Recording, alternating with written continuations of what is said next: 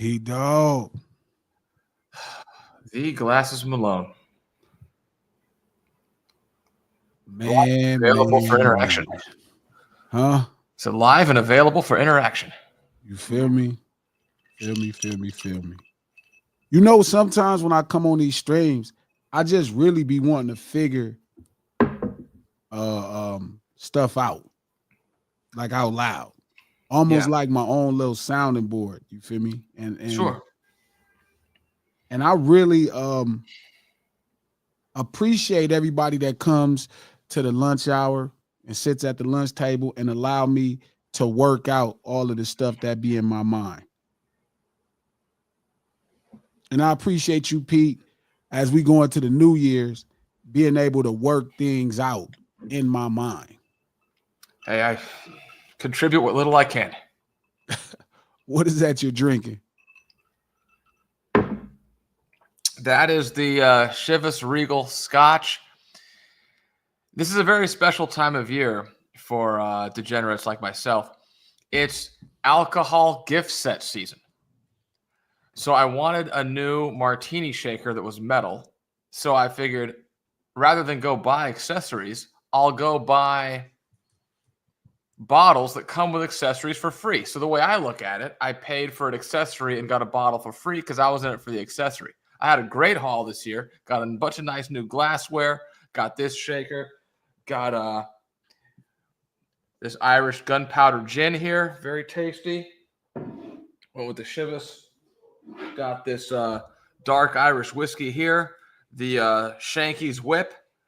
The whip being this little car he's rolling around on. It's got a nice little whip being pulled by a peacock. Very interesting arrangement. Yeah. That tells me it's going to be strong. There you go. No Ceilings Live, the lunch hour, every Monday, Wednesday, and Friday, noon Pacific Standard Time. Forgive me for being on Colored People Time. Forgive me. I was working on some music and knocking some stuff out, and it just really got carried away. And sometimes the music, it'd be like 5 minutes could turn into 5 hours. You know what I mean? And it doesn't feel like it because I've been here this whole time, but I've been working on this song and crafting it, making sure it's like, you know, the difference with what you listening to and what you hear. Here is more like in relation to feelings. So again, this is No Ceilings Live, the lunch hour, every Monday, Wednesday, and Friday at noon Pacific Standard Time, right here on Digital Soapbox channel. Click that thumbs up button. Let everybody know you in the spot. Again, we do this No Ceilings stream, you know, this lunch hour stream to market the No Ceilings podcast. Look in the description below. We just dropped an amazing conversations inspired by GNX. You can listen to it on Apple Podcasts, iHeart Podcasts, or anywhere you get your podcast from. The No Ceilings podcast, executive produced by Charlemagne the God, the Black Effect Network, and iHeart. And we here right now. Shout out to everybody sitting at the lunch table. Shout out to Fats, my brother Craze. Craze, what up, cuz? Shorty McGriff, supporting live from Minneapolis, Minnesota, the brother city of Los Angeles. You know what I mean? In the Midwest, you know, we got a couple brother cities. St. Louis being one, and for sure Minneapolis is the other. My man. Detroit. Shout out to PJ Allen. Shout out to the homie V. We up in here. Y'all at the lunch table. We're going to have to go back to this Minneapolis situation. Yeah. It's nearing the end of December. We're at the end, but the very end. How are you surviving out there? It can't be 1 degrees.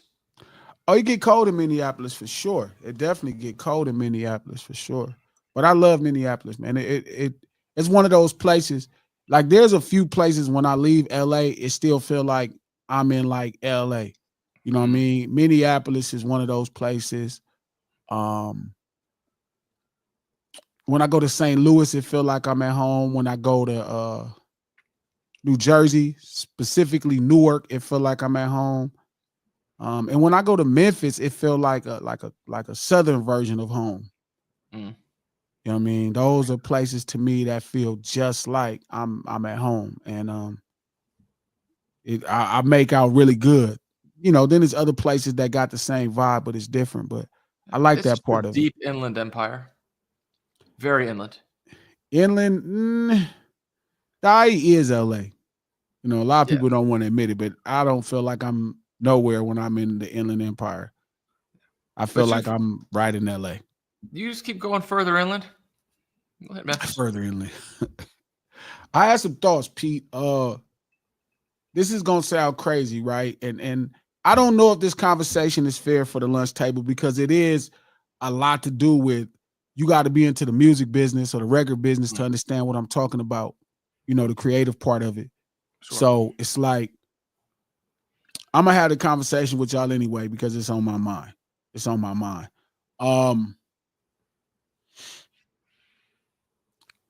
The way we see records, right, is based off the technology. That's a 7-inch 45. The 7-inch is the measurement of the vinyl. It's the diameter of a vinyl. That's why they call it a 7-inch. The 45 is the revolutions per minute that it spins at. So it spins 45 times in 1 minute.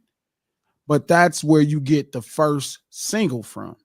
The way we use the term single, the way we use what records are as a single, it comes from the 45, right? Again, that's what they call a 7-inch or 45, same thing, right? That technology came from, you know, the phonograph. The phonograph was the original music you played at home, recorded music.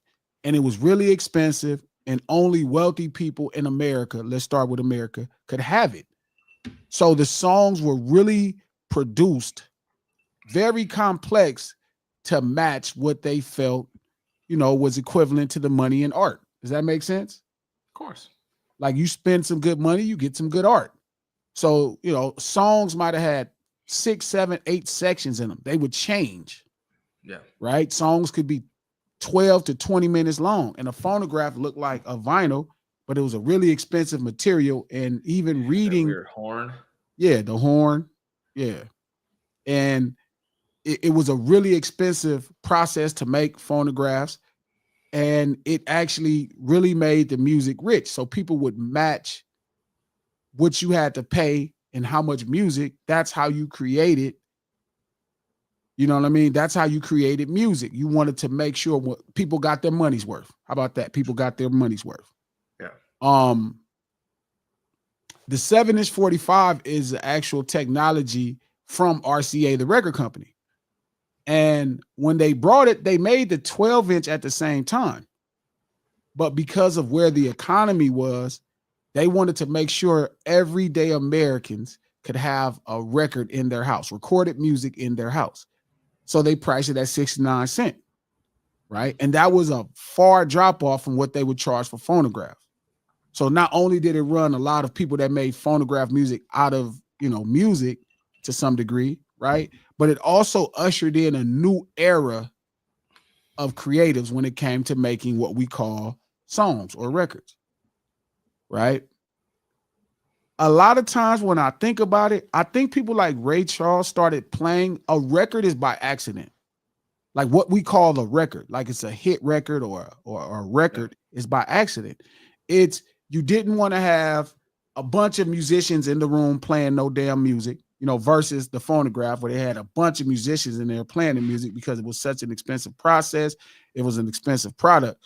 But again, I think the way we hear records played in loops, right, and with limited musicians versus the orchestra or what we would call a band is because of the price of a record at 69 cents. You didn't want to spend a bunch of money to make a record,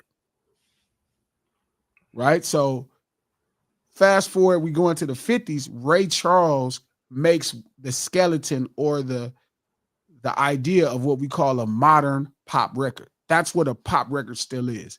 Taking, you know, Southern tones, Must Be Jesus. Well, there's a man, must be Jesus. Going around, must be Jesus. Taking names, must be Jesus. Oh, yeah, must be Jesus. There's a man, must be Jesus. Going around, must be Jesus. Taking names.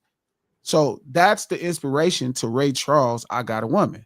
Well, I got a woman way over town. That's good to me.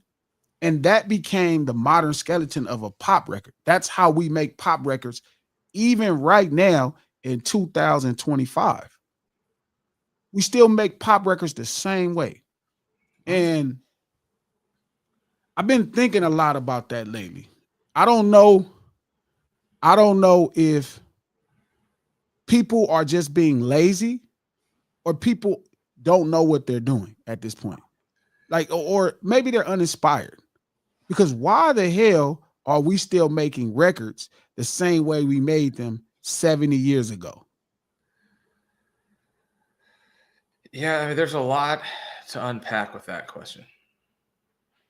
Shout out to Joey Westside. Shout out to Squishy. Shout out to everybody at the lunch table. Thank y'all for moderating. Joey said we only got 11 likes. It's 49 people watching. I'm about to give y'all some shit. So click the likes, click the thumbs up, bro, because this is some shit. I'm telling you, you don't catch it. A lot of times when I speak to people, it feel like it's ahead, but really it's so primitive that it feels like the future. You know what I mean? But this is a perfect example of where something I'm saying is going to matter in 8 months. And you're going to look up at 8 months and you're going to realize that I was giving you some game. Hold on one second. Van Lathan. Who should Fury fight next? He should take off fight, then he should fight Anthony Joshua. He should take a tune-up like against somebody and then fight Anthony Joshua. Yeah. Because they can make the fights over there. I'm on my live stream. I got you on live. Oh, okay. What's man. Up, live stream? What's going on? I'm gonna hit you when I'm done. All right, peace.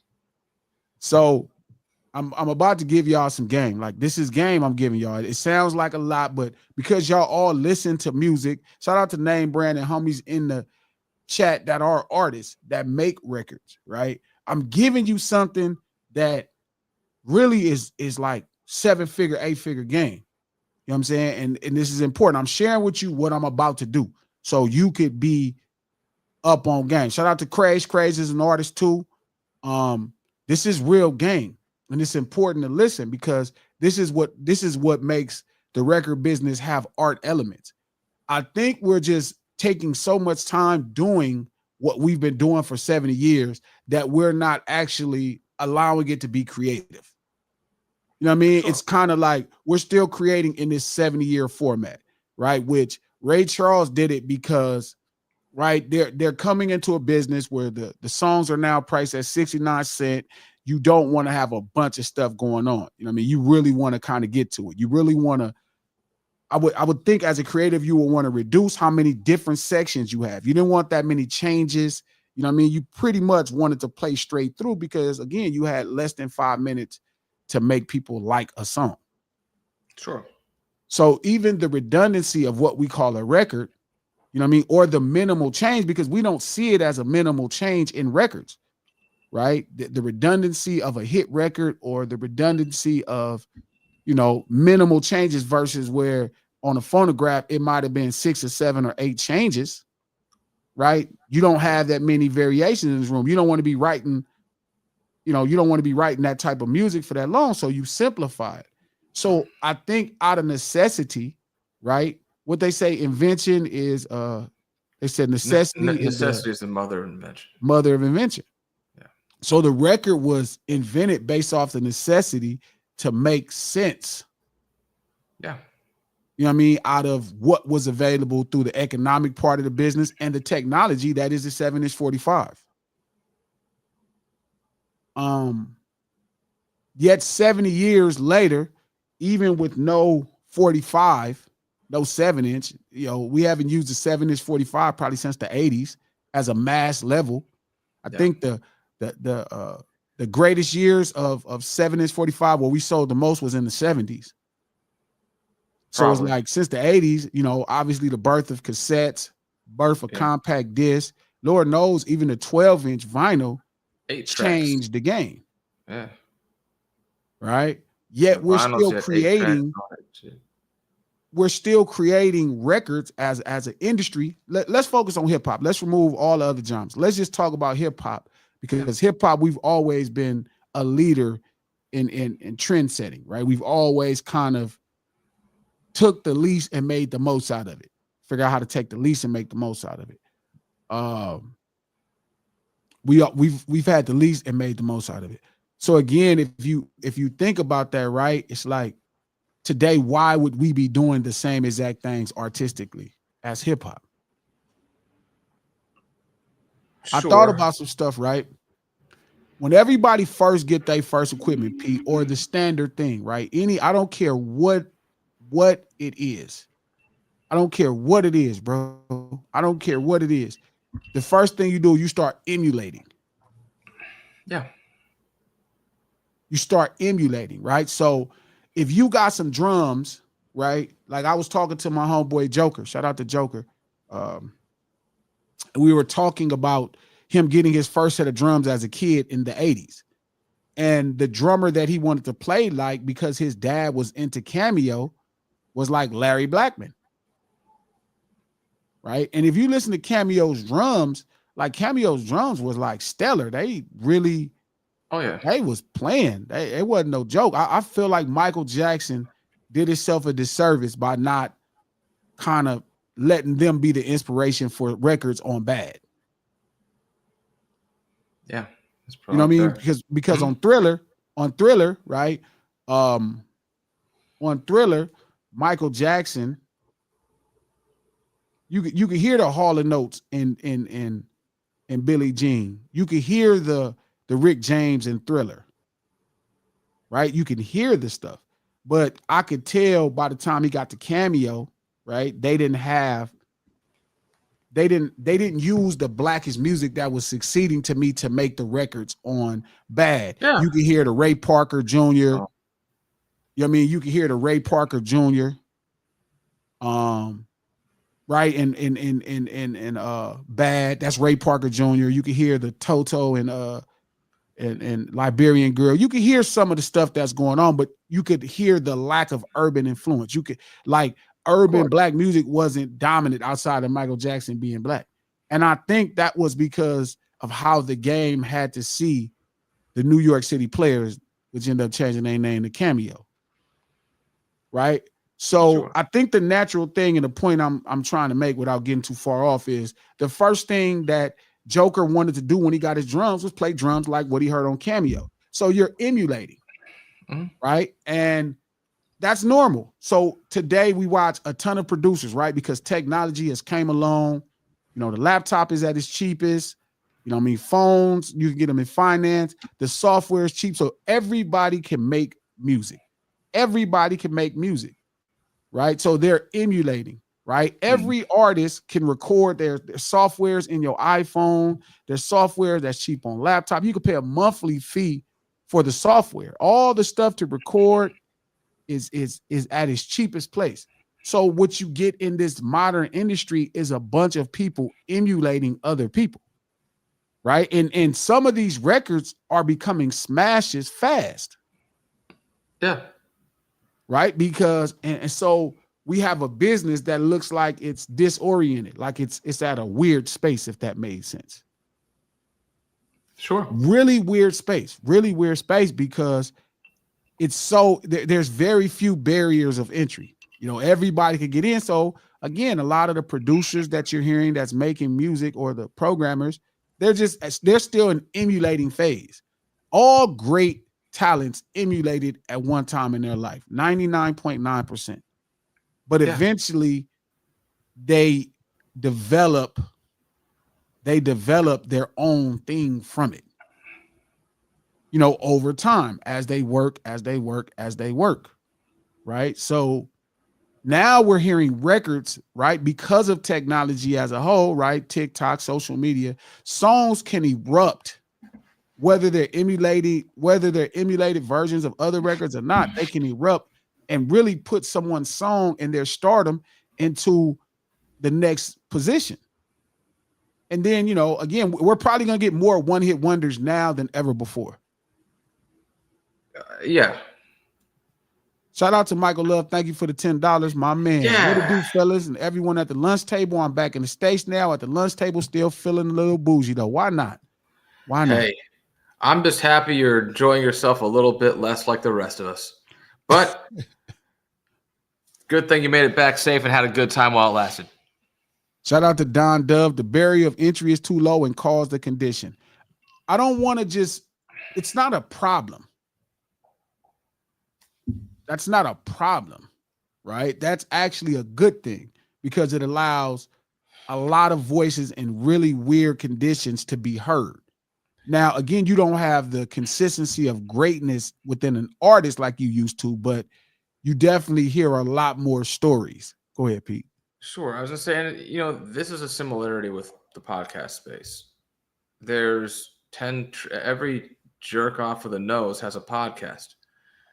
Only like 1,000 of them ever get listened to, So in spite of the fact that like there is a lower barrier of entry for having your own show on various, this medium or that and audio visual or whatever, same with music, there might be way more content, way more stuff getting produced. It just means you're able to choose. Like at the end of the day, the top 100 worst kept secret in the world is still only 100. So instead of being 100 out of 10,000, now it's 100 out of 5 million, but it's still the top 100.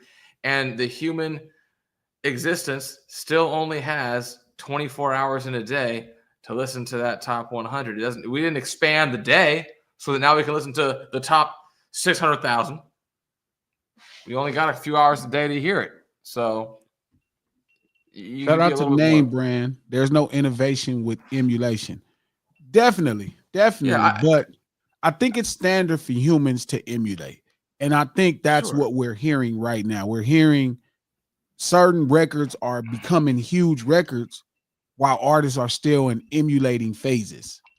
Yeah. And we're in a weird space. Like I could unpack on this and expand on this like philosophically for like the rest of the hour. I'll try not to. What's happened is because of the nature of a significant like paradigm shift in what the content was being consumed coming into like a finite shortened period, be it 3.5 minutes or whatever, 4 minutes, whatever it is. Now you have like the manufacturing consent principle. We've now manipulated the consumer market so much that their expectations are that, and other media around that have adapted to that so that attention span of the audience is now dictating what's being produced to cater to it to a large degree. I mean, you're seeing a shortening of content in all capacities, except for long form podcasts, which is the exception. But social media stuff is short. It's like songs. Songs are the same length. It's gone in that direction. But hip hop, I would say it's less innovative than it is refining. It takes an existing thing and it refines it. It didn't create a new car. It painted it differently and put different wheels on it, as an example. It didn't like change the way combustion energy is distributed to propel an object. You know what I'm saying? No. But while I agree, so let's start there. I'm not saying it doesn't require creativity, vision, and No. I'm saying it requires all of those things, but I get what you're saying. But I think the problem is, and this goes back to something that Name Brand said earlier, and I was going to get to, streaming change the necessity. And it should. Yeah, I agree. Where I'm getting to. I agree. Like, go ahead. Like musically, from a delivery standpoint, there hasn't been anybody who's stuck their neck out that much, almost since like Coltrane, where you're having an album that's in mode, that's a 60-minute song that has 4 different chapters to it, but it's one song. You put it on and it's like Love Supreme's like one track. It's like 48 minutes. There's 5 parts to it. There's no rhythm. It's just song. Yeah. So like in that sense, we're now dealing with like risk calculation. And that's a lot of what emulation is. I know that works. I don't have to take a lot of risk to tweak it. But to go white paper something completely different is a huge risk on so many different levels. And I feel like that's where we are. Yeah, that's definitely where we are. And that's definitely, but again, because we're not digesting music from a 7-inch 45 anymore. That's probably the least That's probably the least used medium to take in new music. But the relationship between producer and consumer has been established for the time frame. So it's lower risk to give the consumer what they expect and what you know that they, at least to a degree, want enough to take in. Yeah, but I don't know if that's really what the consumer wants. But the point is, you don't know. Well, but I'll go on a further I'll put it this way. I'll go out on a further ledge, which is why I titled this stream "The Cult Leader of Culture." Yeah. I'm sure that's not what they want. Yes. And I was just going to say, it might not be what they want, but it's what we know they'll take. What they want has not been established and proven yet. So now you're in a whole new world of market research to determine, well, what is it that they want? And to what degree do they want it? And what ratio of that audience wants it? Because you don't have a target now. There's just between having a target that's okay, and now there's no target. Okay, so maybe I'm at that space in greatness where, like, I'm delusional. You know what I mean? Yeah, we just need a little bit of heroin and eccentricism, and it'll all come together. Well, honestly, how I live this life, I'm actually high. Sure. And eccentric. And I think that's the point, because I genuinely do. I know already people don't want what they've been getting. I think they don't have a choice because everybody is giving them the standard thing. Sure. But and this, again, like I always say, the delusion of greatness. Like, there's a delusion of greatness. It's one of those things that I've talked about when I could tell everybody Lil Wayne didn't hear the Kendrick Lamar song, Whacked Out Murals, and he reacted just based off of the chatter on Twitter, the chatter in this space, and I'll give you my honest thought on it, right? Lil Wayne has had a top 5 career of all hip hop artists. Yeah. If not a top 5, for sure a top, maybe a top. He's at a top 5 career. Let's just stay there. I mean, we could look at other people, but I don't even think they really got a chance to, like Pac. He didn't really get a chance to enjoy his career at top 5. Like, he's had a really great career, but then again, once you pass away, Big didn't really get a chance to. Lil Wayne has had a top 5 career. But I don't care who you are, eventually you start to size up your mortality. And as you size up your mortality and as you get older, you start to realize things bothered you that may have never bothered you before. So the delusion of greatness with Lil Wayne is this. Nothing else exists to Lil Wayne when things are happening. Like Kendrick Lamar, he knows everything that's happening. K-Dot know everything going on. Wayne has no idea what's going on. He won't listen to other artists, other songs. He spent his time in the studio creating. If not, he's watching sports. He really has no idea of the music scene. And people really around him have to keep him updated.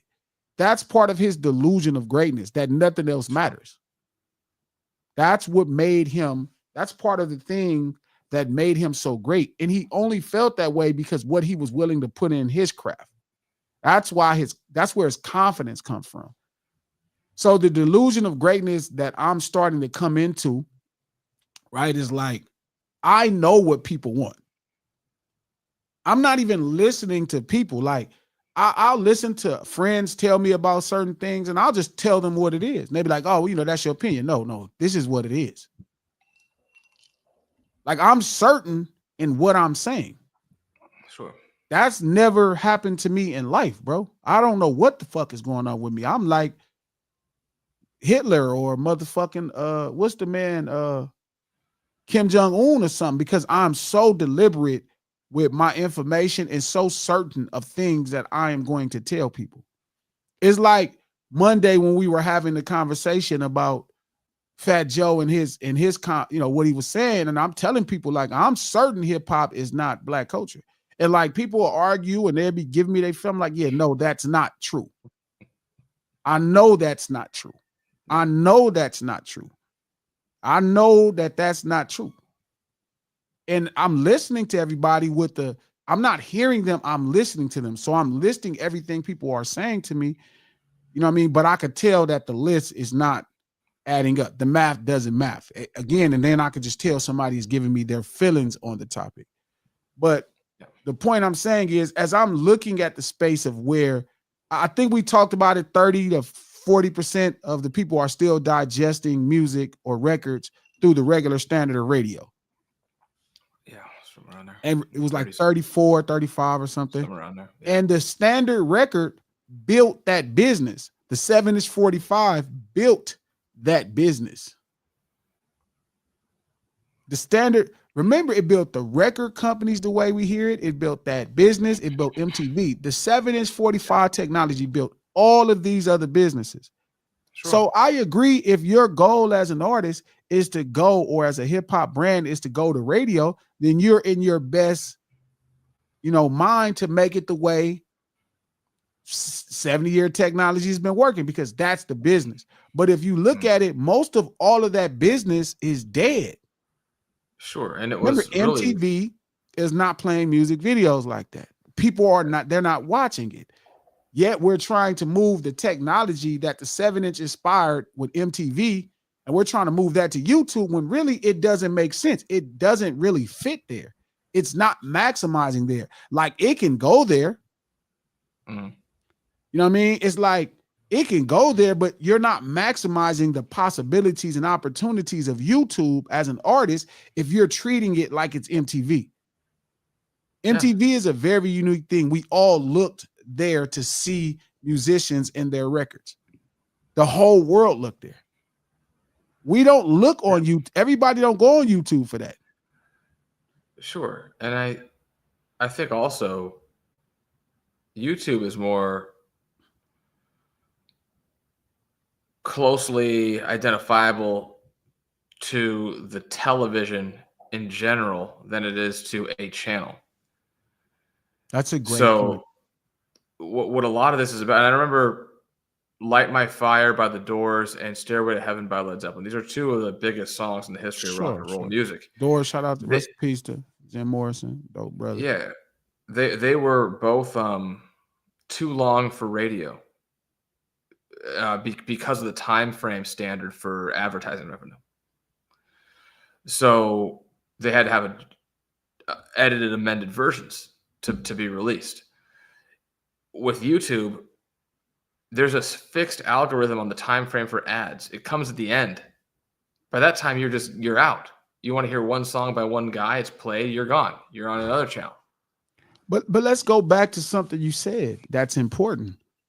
We're looking at MTV, we're looking at YouTube like it's MTV, but in real life, it's more like the complete television network. Because you have all the channels are right there.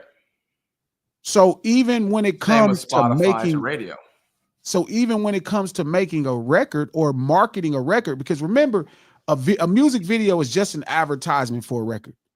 That's the creative reason it exists, is because somebody wanted to advertise a record. MTV, the technology, or MTV, remember, it didn't even stand for music television. That's a whole nother thing. You got to look that up yourself. But they went to the companies and said, hey, do you guys want to advertise a record, right, to a buying population that we know has the extra income? And the record labels say, okay, well, how do you know they have the extra income? Well, we're behind a paywall called cable television. Yeah, exactly. So if you have the extra income to pay for cable television, then you probably have the extra income to buy a record. And the label say, okay, we game. What do we do? I want you to take the record you want to market, put a visual to it, have a band play the song with the backing track, with the master, and we're going to advertise it to a buying population. So again, a record is nothing but a commercial for a music video is nothing but a commercial for a record, right? Mm-hmm. That's what MTV was. And you're right that YouTube is very much more than MTV. It's more like the complete, all the channels. It's cable, really. It's cable. It's cable. Yeah. Okay, so at that point, well, I'm not even sure it's cable, because cable was a buying audience. YouTube is still a free audience, so I think it's regular television. Sure, same principle. In the sense that it's the viewer experience once you're in there is contained with multiple options, as opposed to one singular option. Okay, so what if, and I'm glad you said that because that just sparked something in my mind. What if you looked at marketing a record through 10 different ways that you would deliver something on regular television? What if the record now is not only just the traditional, you take the record and you don't just make the traditional music video, but just like you have a sitcom that embodies what the record is about. You make a film that embodies what the record is about. What if you all the things, you have a cooking show that embodies what the record is about. All the things that regular television would do, you make these different type of content pieces to market a record. That would be a better way to use YouTube than just trying to minimize it into the music video space. Yeah, absolutely. I mean, you could almost do a combination of like that old VH1 show Behind the Music culminating into the video product at the end. You could see the whole thing. How like you could basically go from cracked egg to cookie. You get what I'm saying? And this is where I think hip hop should lead the way. Really looking at what's there, like not playing by the rules, because hip hop was never the genre, or like people say the genre, but it's never for sure been the culture to walk to the crosswalk. Remember, what drives hip hop is lingo, right? That's because we don't speak perfect English. The goal is not to go get a degree or a doctorate in English and start rapping. It's you figure out how to communicate. This whole shit is my neighborhood this morning trying to do my laundry. Fuck. I missed the light because there's idiots walking mid-block, fucking up the left turn, so I couldn't get into the intersection. Because they don't fucking use they don't believe in crosswalks in the Dominican Republic, apparently. That's hip-hop. Yeah, and then I get to the place, and everything's written in Spanish except for one sign above the coin machine, which is written in English, like the word using appeared twice, USEING. And like of instead of from, like it was like, I appreciate the effort that they put an English sign up. I mean, I understand the principle behind not coming in and taking all your quarters and leaving without a sign, but it's just, it was just like my whole morning.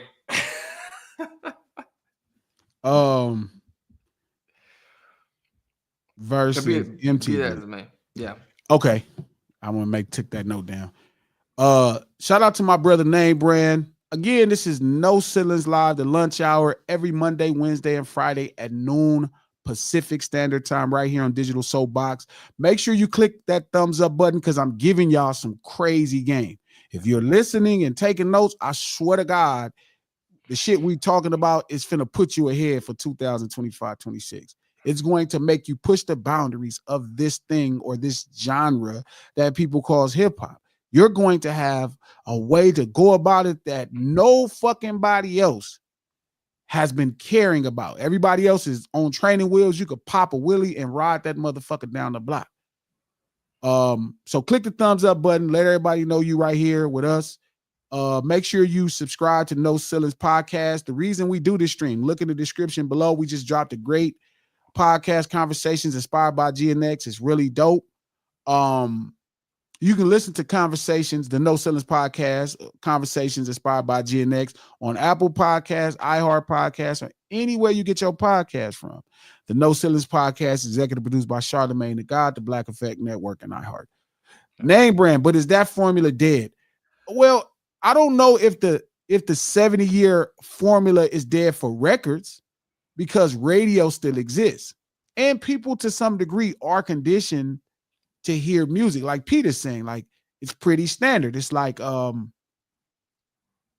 you want to go to the club and hear one, like I couldn't imagine, and it wouldn't happen in reality, but like if somebody made a 40-minute song, do you want to go out somewhere and dance to the same song for 40 minutes? No, people have a tolerance for about 2-3 minutes. And it's even shorter because you see when you go in front of a DJ playing live, what do?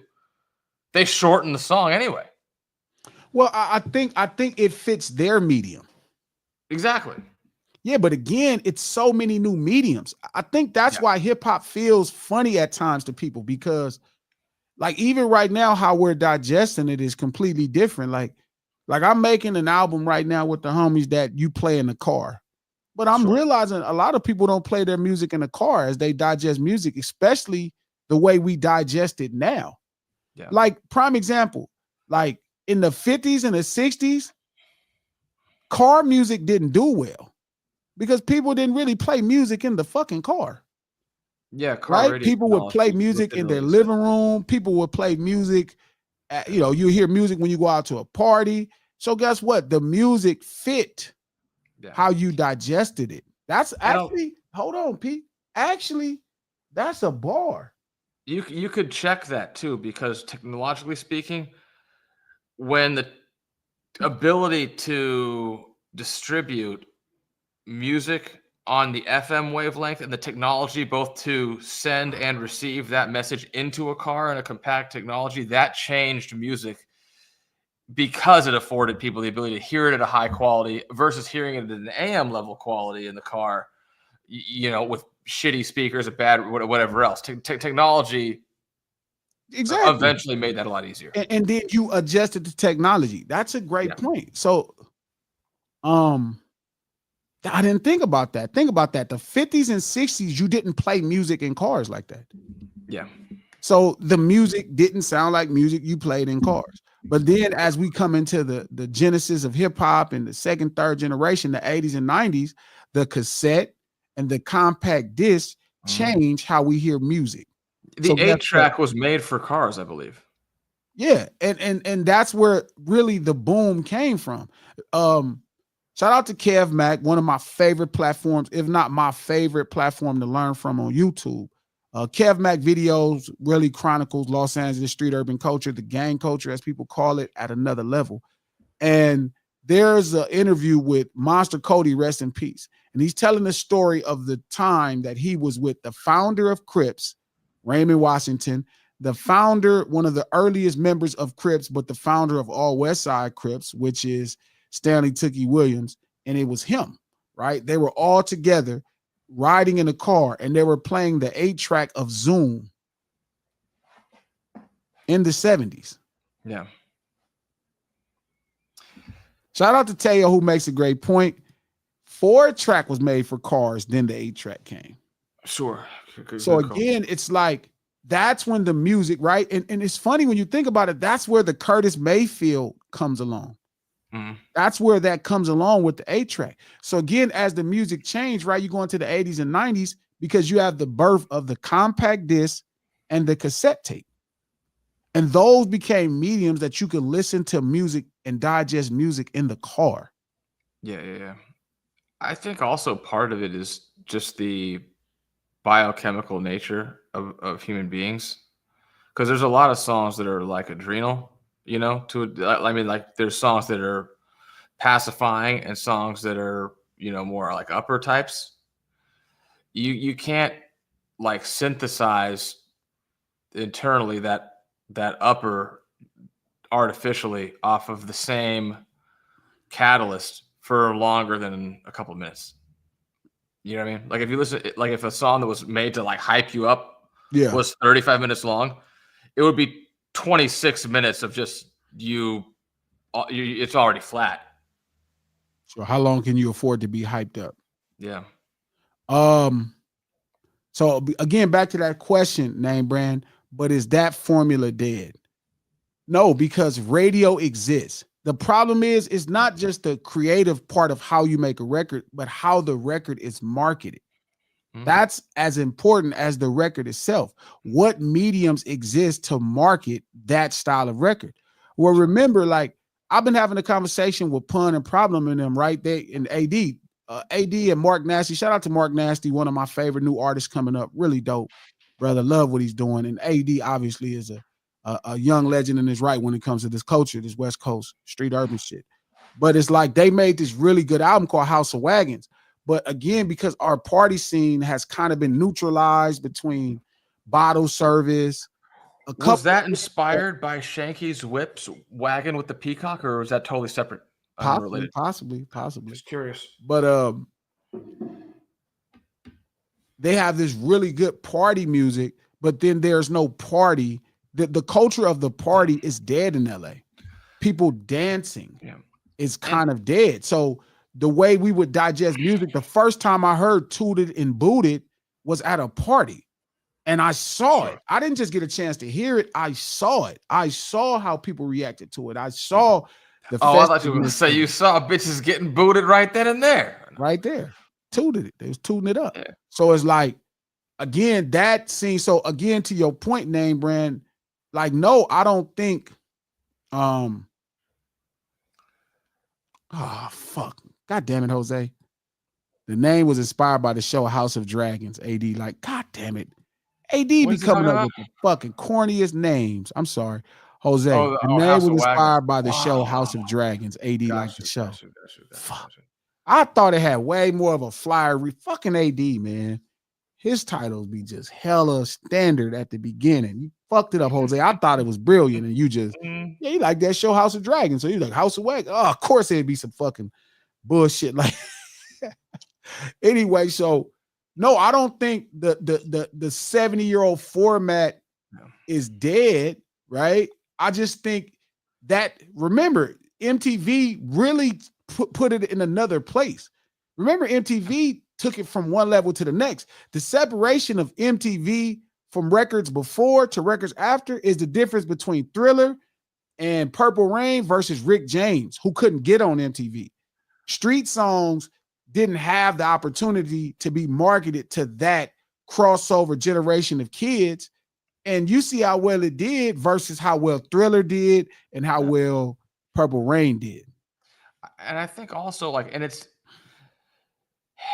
been, I wouldn't say a disruptor to the degree that MTV was, but there has been a noticeable shift in recent years where songs have gotten shorter. Yeah, but I think, and my point is, I think that's the mistake. I think that's a mistake. Well, and I know it sounds like it's a mistake. It's not a mistake if you're trying to market strategically on stream on I don't think that's radio. No, not radio. I think if you're trying to market on social media, because remember, a reel is limited time. Sure. Yeah. I think that's part of it. But I think before that, it started to happen when you started seeing, like, now, if I drive through Vegas or Miami, what do I see? I see a bunch of weird, corny looking middle-aged salespeople. At least that's what I thought they were. And then I realized, no, this guy's a DJ who, because he's going to be there, I'm supposed to go to some party because some 40-year-old guy is turning tables of shortened songs by other people, and that's, I guess, an accomplishment. I don't remember years and years back, oh, come to the such and such event on New Year's Eve. DJ such and such is going to be playing somebody else's music for you. Well, shout out to Don Dub. Listening experience. These formats enable people to experience musically different. I agree, but it also told artists how to create music. Yeah. Like, if you really listen to G-Thang, there was a moment in West Coast music. There's a thing called vibe. Vibe is like a reverb that they will put all over the music. It makes the music fuzzy and kind of warm and does some different things. Yeah. It got really popular in low riding culture, like in the 80s coming into the 90s. Really, they was doing it to the late 70s music. And the style they would call, or the term would be vibe. That was the name of this reverb. It would soften the music and make it fuzzy, even a hard song. Dr. Dre, G-Thing, the song is mixed. The whole song is in vibe because he understood how people was consuming music. Sure. So in a true artist, or like Pete saying, a great business mind, you will realize how people are listening to music and start to actually make your music for that. And that's the point that I'm saying, Don. I think artists should double down on customer experience for sure. Yeah. Shout out to Tree. It boosts the streams, but that's the point, Tree. I don't know if that makes the most sense, bro. I don't think that makes the most sense. I think if you're looking for social media to be your avenue of marketing, then you make the song short because people can get the whole song in a reel, right? 90 seconds. But again, this is nothing new. Remember, like back in the 50s, Maurice Williams and the Zodiac Stay, that song is 1 minute and 30 seconds. If you've seen the Temptation miniseries about their life, the song that Paul and Eddie Kendricks was singing with the Primettes, who became the Supremes in the song Stay, just a little bit. That song is 1 minute and 30 seconds. There was a ton of songs in the 50s that were 1 minute to 2 minutes because of, the 7-inch 45. All those like hamburger diner songs, all Yeah. the jukebox songs, They super short. duper short. Because of the 7-inch 45. Yeah. Again, Tree, and I think this is the challenge, Brody. This is what I think the challenge is. That's what I was saying. I don't think that's true for 2 seconds because fucking Netflix wouldn't do well. Yeah, and that's from a numeric standpoint. I think I was talking about this Malcolm a long time ago. You can do it one of two ways. You can have a bunch of short things, because you got to think about it from the platform owner's standpoint, right? Sure. You're getting paid by views of ads. You're taking everybody's data all day long so that you can get the people who are paying the ads better ROI. Sure. But if you're doing something that is 20 3-minute pieces with 20 ads every 3 minutes, or one 60-minute piece with 20 ads every 3 minutes, you're now talking about the difference between effectively the song and the movie. Because what do movies do? The songs will give you most of the song. You hear it enough, you know what you're getting. I like that. I want to hear it again. In a short ad type of TikTok-ish scenario. In a movie, you're getting a teaser. You go, that's intriguing. I want to hear or see what that is. So there's a difference there, but they both can be worked. They both work successfully right next to each other. And to build off of that, not a but, forgive me. To build off of that, we could turn a song into more than just a song. We could give a song more value. Prime example. This is where Trapped in the Closet was ahead of its time. Not even just that, not even turning the song itself into a film, but creating something that gives more value to the song. Like Rocky, Eye of a Tiger. Like that's just a song. Sure. But the film Rocky gives it more value to the song. Absolutely. Yeah. No, I remember one time, and it's stupid, but like, I remember when 3 6 Mafia had that reality show on MTV? I didn't see it, but yeah, I remember. I watched 6 minutes of it. It happened to be this 6 minutes. So it's this weird show. They're running around Hollywood doing stupid shit. They're basically kind of like, it was like they took that Jackass clip they were in and decided they were going to make a show out of it. But they had to make an album. So they couldn't make an album. And like, we got to go back to Memphis so that we can figure out a way to make a decent album because our albums sound like the Hollywood Hills. So they show them eating at like a soul food restaurant in Memphis somewhere, blah, blah, blah. But you could almost say, all right, I'm going to do a song called Tams or whatever. And you could have the content be, I was over here eating a cheesesteak at Tams at 10 at night. Here's this area. Here's what's going on here. Chili cheese fry. Whatever it might be. Sometimes I like a cheesesteak in the middle of the night because they got one with hot peppers on them. Cheesesteak. That would be crazy. I hope Tams will get a cheesesteak. I've done it before because they put hot peppers in there. And a lot of places don't. Okay. So, but they use shitty cheese. So it's all, take it and get it in the middle of the night. Shout out to Westside Bo. Redman's new album is incredible. A lot of songs, and the songs are all 3 minutes. This is my point, though. Like, the medium that you want to deliver music or market, right, could also fuel the creativity of the record itself. So your records can be longer or shorter depending on how you intend to market it. And it still should, again, the current state, the medium, the technology or the medium, right, and the price point should really determine how you start to craft art as well in a business. Is that fair, Pete? Sure. And this is why, like, you know, if you did like a song, like a White Lightning remix song, you should do a video in the lab and then the song.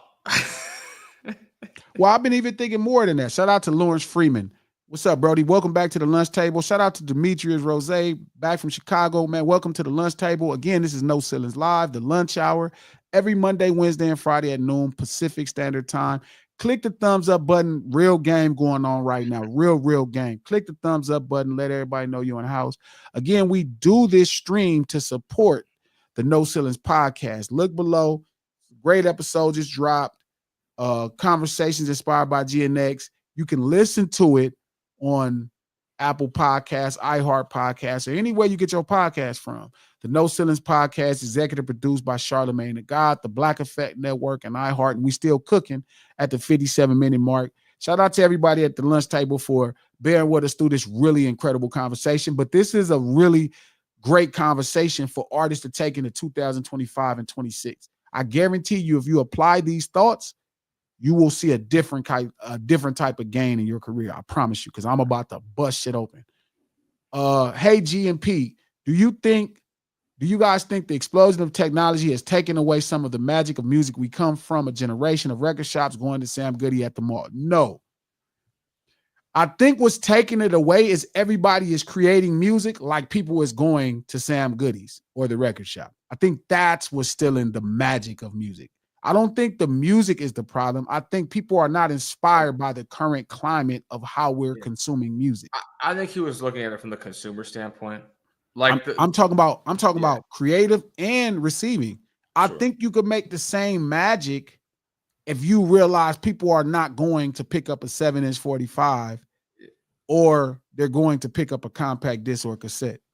I think there might be some parallel to something else that technology has kind of polluted, though. Like, to his point, I don't think that simply from a music consumption standpoint, I don't think that's true. But I think that there was an anticipation and more of a moment about, you know, getting a song you like for the first time. You heard one song on an album, you get it, and then you hear another song on it, it's the greatest thing you've heard. It's almost kind of like how sex doesn't mean what it used to mean, because it used to be a whole ordeal to get some pussy.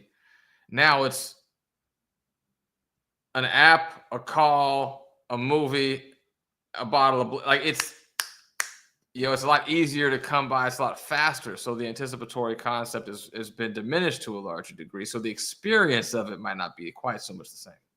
But let's say if that woman is SZA. Sure. The challenge is that magic goes back up to the highest level of magic that could ever happen. That's all theory. I'll never know. But how do you know you'll never know? What if it became in the realm of possibilities? Well, I know what the realm does and doesn't contain. But that's not true. You're only here now because it feels like it's not in the realm. What if SZA texts me and was like, "Hey man, I kind of like him." Yeah. Well, then I would have to probably change my name and then reinvent myself with a new social security number. But I think the you get what I'm saying? I get what you're saying. I think it's because we're living in this space, and maybe this is the delusion of greatness that I'm suffering from now. This goes back to what I was saying earlier, though. Now, because stuff is freer to access, it's freer to hear everything and faster, and everyone's making more of it. But I think that's only because we're making the same thing. If we make something different, then that magic comes about again. Like, yes, if you make the same, it's hard to make a 70-year tradition record exciting. It's fucking virtually impossible. They've been making them for 70 fucking years. Sure. Yes, that's hard. And we don't have the ecosystem to support it no more. You know, like back in the day, I'll never forget the first time I saw the G Thang video. Like, remember MTV at that point is still not even 10 years old. Black people had only been on MTV probably about 7 years, let alone rap wasn't all the time on MTV. Damn. And it was like you only saw Boys in the Hood or Colors. That was the only time you really saw, really Colors is the only time you saw a low ride on TV, and they have a video full of them. Right? And it's like, Sure. wow. And then you go get the music, and it's not just, see, the confusion is that it was only the music ever. It was never the music. It was never just the music, especially not in hip hop. It was the culture. Yeah. It was the first time we seen LA on television at a disposable and grabbable thing. You know, even when they told our stories before, it would always be from the police's perspective. It would be told from a father's perspective, you know, or the non-affiliate's perspective, until you got to Menace. You know what I mean? So it was the culture that gave us the magic. Like, you have to give us the magic. That's true of other mediums. Like, do you think that rock and roll would have been half of what it was if it wasn't for the fucking Vietnam War? No. Even though people would have just like a bunch of drug addicts. What the fuck's wrong with these people? I didn't know the correlation to that. I didn't know that, but that's a fire thing. Shout out to Name Brand, who makes a good point. I think beat switches help with the attention span problem like Euphoria. It's not the attention span. Like, it's not like people have a short attention span. That's I genuinely feel that's been over sensationalized. I think we started to cater to, we started getting to the point faster, and then we said, oh, everybody wants the point faster. But films, Netflix wouldn't do incredible. Amazon wouldn't do incredible if that's true. Yeah, and we're at a point now where it's like people got high, and instead of redefining what high can be, it's just make it last a little bit longer. Just make it last a little bit longer. So beat switches are not something new. This is a standard thing back to phonographs. I mean, even after phonographs, I mean, songs used to have A, B, and C sections. That's a standard. This technology hasn't changed. It's just different ways of delivering the same thing.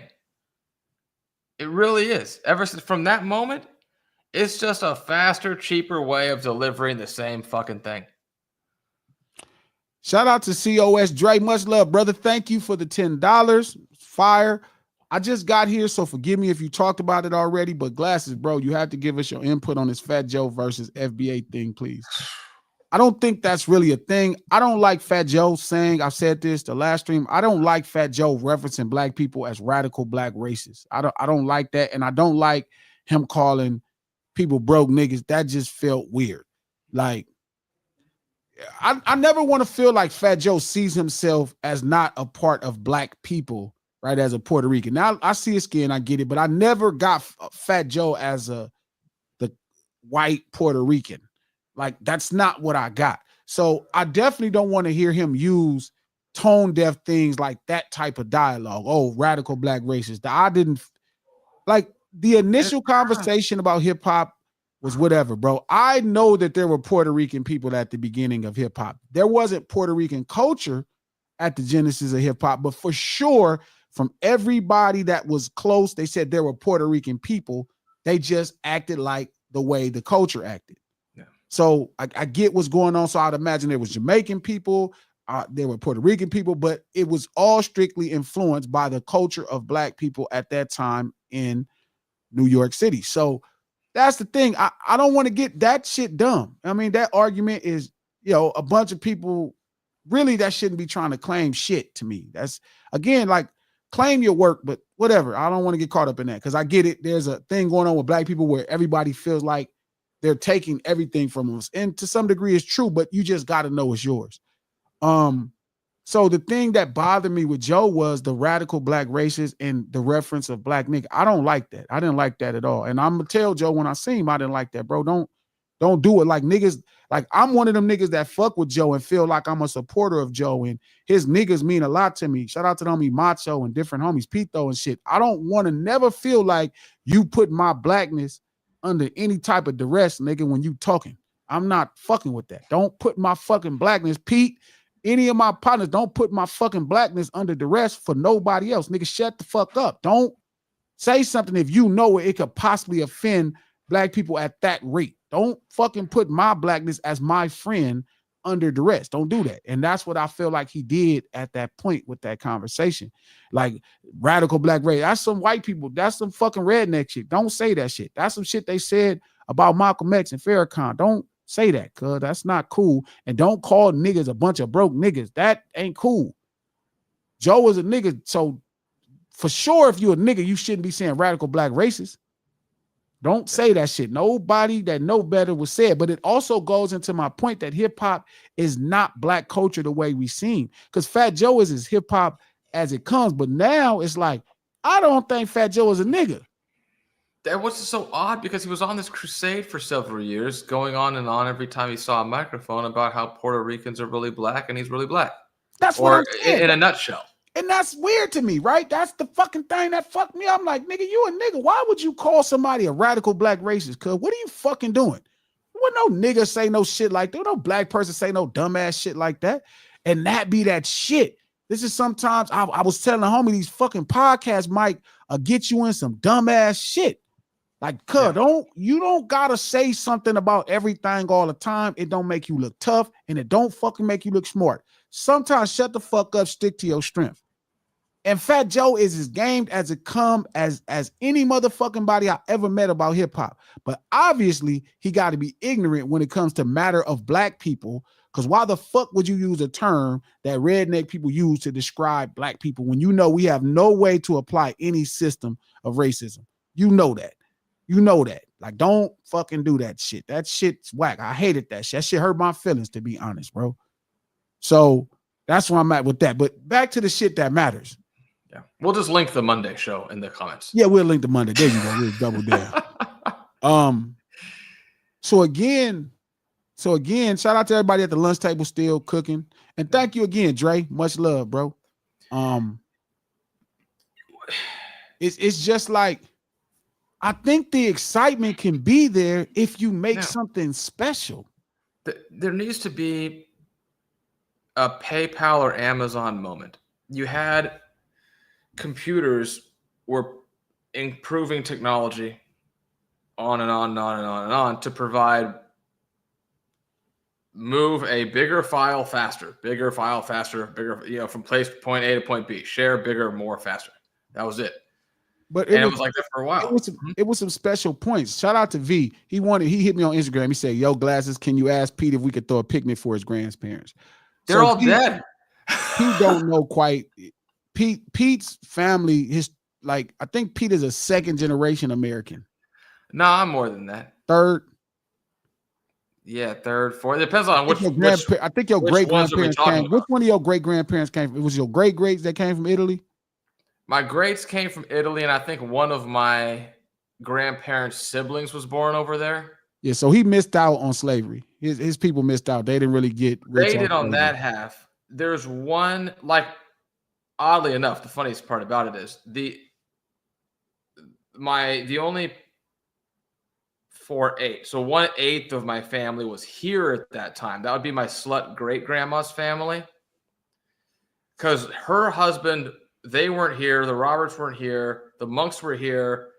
The Tedescos and Cantellas were not here. And the Powerses, there was 1/8. So, yeah.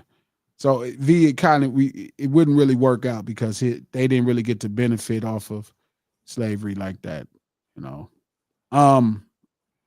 Was that her talking shit about me or something like that? No, him. V. No, he was saying he just, I guess it was a thought of blackness. Where were you at with it? Like, do you feel like white people should be thrown under the bus if they come from like a level of slavery, if their economics is put together? How do you mean? Like if your great grandfather owned slaves. Oh, like that sense? Yeah. It's hard to say, and just because a lot of those people got like clobbered in the Civil War, like pretty heavily. So you might have had like a great run, and Sherman might have burnt your shit to the ground and throw you off of your shit. Yeah. You know, it's like that happened to some people, some people held wealth and benefited tremendously. Sure. But back to the point before I lose track of this. Yeah, I think that's available. I think that's really available. I think we can really energize hip hop, maybe for its last run. You know what I mean? I don't know how much longer is it going to last. I mean, social media is making a really great run at ending hip hop. Like social media, hip hop and social media are competing with you guys, are competing for your attention when it comes to delivering street urban culture. You know what I mean? Like they have access, they're giving you access into the culture in a way that, you know, there's no even art there. So, you know, we're only going to have hip hop the way we see it for so much longer. I'm just being honest. Like it's inevitable because now you don't have to hear some kind of talented wordsmith to understand what's going on. You know, like Corrupt is this talented wordsmith that had this experience, you know, from 16 up into this point of growing up in the Crenshaw district. And, you know, he used to just, that was the only way you can get there. Now you could go see, you know, Crip Mac, Freedom Homie Crip Mac. You can go see Four Extras. You can go see, you know, different guys from 60s, that Crenshaw district. You could see those guys talking. You could see them interacting in the community. So hip hop is on, you know, it's not going to be here long. You know what I mean? As far as, well, it'll be here because there's going to always be a desire for the artistic merit of it all. It's going to be here, but it won't be as polarizing and as powerful as it once was because you can get right to people. You can get right to the culture right now. You can get right to it. You know what I mean? It's like soul food restaurants. There's too many recipes online where Black folk is teaching everybody how to make soul food to some degree. So the restaurant won't be needed unless it's this cultural dive. You know what I mean? Like I said, it's going where we going.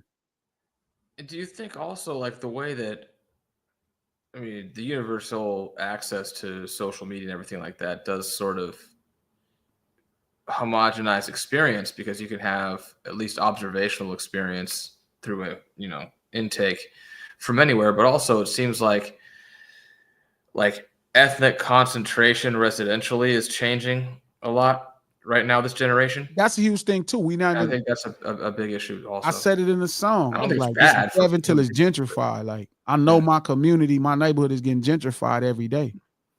Yeah. And before it got like white gentrified, it got like Latin gentrified. I mean, you know, South Central's changed a lot now, multiple times. It's getting gentrified, period. You know what I mean? It don't matter. It's not just white folks. It's just, you know, the people that was there is not. I mean, and they wasn't there. So, you know, it's the and when you go and you know what's funny too, Pete? I'm finna say something that I'm going to hate that I said. I'm gonna say something that I hate that I said, but I'm gonna say it and you know, I'm gonna regret saying it, but I'm gonna say it anyway. Every day this country gets a little less racist. Yeah, every day this country, it doesn't target, it doesn't inspire culture. Like you can't even be poor in this country no more. You could be, well, not in California. You can't be poor in California. You could be broke, but you can't be poor. You're gonna get your ass up out of here. So if the street urban culture is a pride in poverty. Street urban culture, there's a pride in poverty, right? Sure. Squishy, like, please explain that. Squishy, please forgive me. Just let my mind work. If true racism, and me and Peter talked about this, true racism is carried out economically. It's carried out economically, right? And remember, racism is only birthed based off of kind of like this extreme pursuit of capitalism, like this extreme pursuit. Remember, that's where the way we know modern racism is because of the entitlement of the slave trade that created this look that's different. Sure. I mean, I would like, it comes down to a definition disagreement.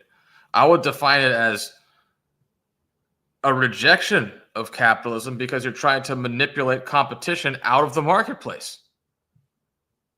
Well, I think we're talking about two different things. Sure. What I'm saying is now it's like, yes, that's actually a great point today. That's actually a great point today. That's and I'm not mad, but I'm saying that's not before I get that far. I'm saying white people felt superior over black people because they could buy them. That's where it started. It didn't start before that. It started when they can buy, people in America could buy people that look like me. That created the superiority complex that drives racism, that drives what we call racism. Yeah. And as we get further removed from that point, right, it's going to be less of that feeling. You know what I mean? And shout out to TLR Sounds, that makes a great point. There are more mixed kids than ever before. Yeah. But the point I'm saying with hip hop is,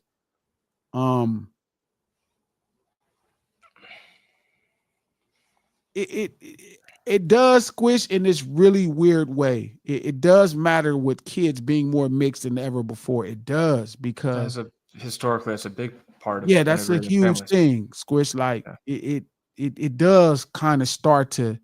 It's not a point, but it is a point. It's not the point, but it is a point. It does matter, Squish. If people are breeding with people and raising their children, not just mixed kids like a slaver impregnating slaves and not raising them kids, but like a slaver raising the kid as his own. That definitely changes the dynamic of whatever level of racism we want to talk about. It is not as stringent as it once was. Yeah, and then like think about like how some other things are changed. Like consider like the West Side of South Central gangs map wise versus the East Side. Sure.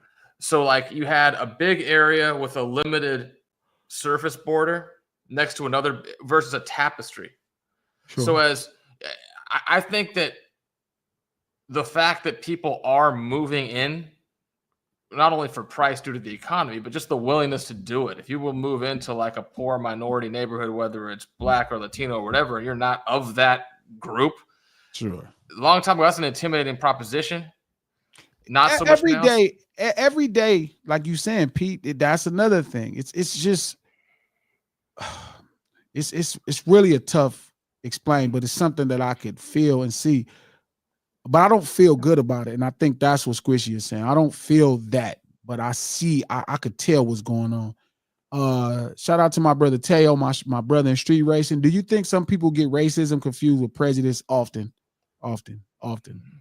That's an often confusion. But I just think hip hop is rooted in pride of how you take pride in poverty, how you style yourself in the worst situations. So again, it's like, if you can't be poor in California, then how can you be pride? How can you really take pride into it? Even when you go to a lot of poor communities, you know what's something that didn't exist? People didn't really care about Louis Vuitton or Gucci when I was growing up, not the mass of them. They wasn't programmed like that. Sure. The reason the Dickies or the All-Stars, the Chuck Taylors rather, the T-shirts, the Pendletons were a thing is because people took pride in what they could afford. And then they would wear the Dickies with pride, right? They would wear the Timberland boots with pride. Those are boots because it's so cold and they're walking in snow. And they took pride. They would flip the tongue and have it laced just right. They would take a style. Timberland boots were cheap. They were a cheap way to deal with the environments in New York. And in LA, the same street urban culture, like Dickies, you would crease them and cuff the bottom of them, or you would take Chucks and spend that extra $1 or 50 cents and get the fat laces and flip the tongue down. And these was the cheapest shoes, but you wore them like they were $5,000 shoes, versus now where kids are coming up, 14, 13, 12 years old. They don't care about, they won't pride themselves in going to the $7 store. You know what I mean? They're pursuing Gucci, Louis Vuitton, Prada. They're pursuing designer, even though it's out of their realm. Yeah, and I think also even like maybe more foundational than a lot of the style aspects of it is a lot of hip hop centered around, and at least it was kind of consumed by like an infatuation by like white suburbia, was the fact that because of our upbringing and because of what we don't have, look at what we do have as a result of what we didn't have that you had. We're more independent. We're tougher.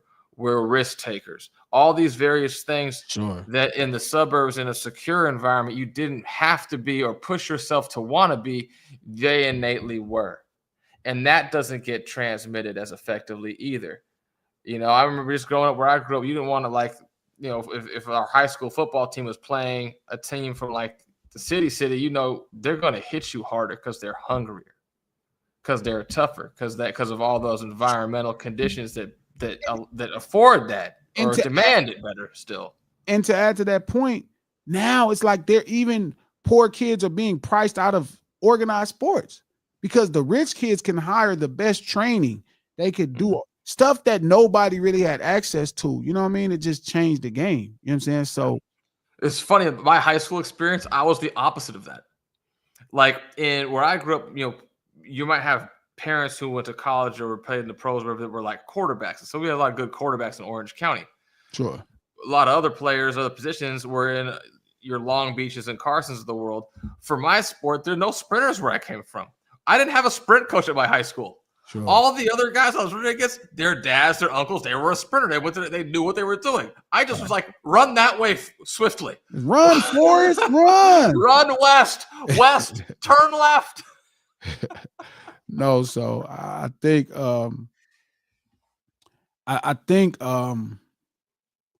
that's so like hip hop will never disappear, but it won't be what it was because there's not this brash movement of poor people parading themselves around like they're the greatest thing going.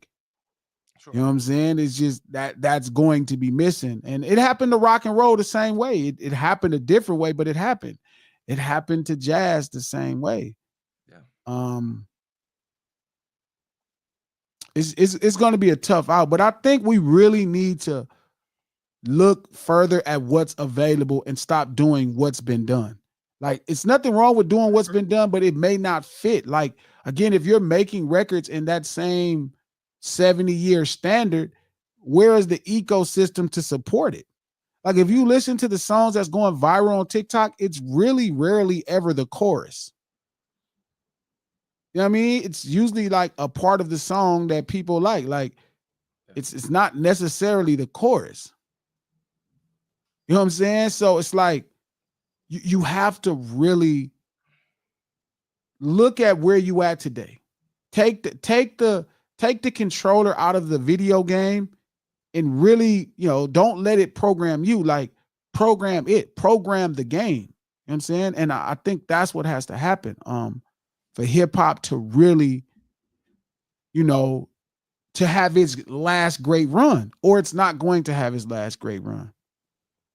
Like at this point, if we don't start playing with whatever parameters, margins, and borders are available now, I think we've seen the best of hip hop already.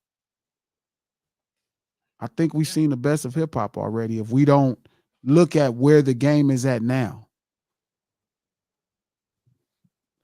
We out this motherfucker, man.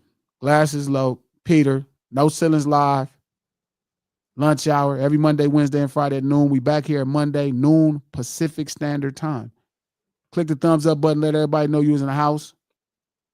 Again, we do this stream to support the No Ceilings podcast. Look in the description below. We did a great fire conversations inspired by GNX.